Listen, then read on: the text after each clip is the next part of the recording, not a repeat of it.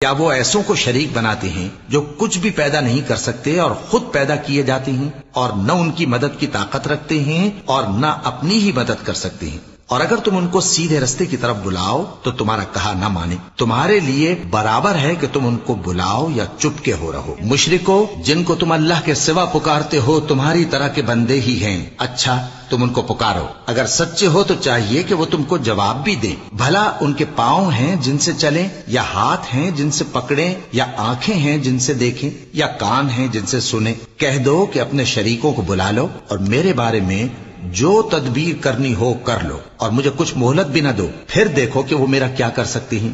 میرا مددگار تو اللہ ہی ہے جس نے کتاب برحق نازل کی، اور وہ نیک لوگوں کو دوست رکھتا ہے۔ اور جن کو تم اللہ کے سوا پکارتے ہو وہ نہ تمہاری مدد کی طاقت رکھتے ہیں اور نہ خود اپنی ہی مدد کر سکتے ہیں، اور اگر تم ان کو سیدھے رستے کی طرف بلاؤ تو سن نہ سکیں، اور تم انہیں دیکھتے ہو کہ بظاہر آنکھیں کھولے تمہاری طرف دیکھ رہے ہیں مگر فی الواقع کچھ نہیں دیکھتے۔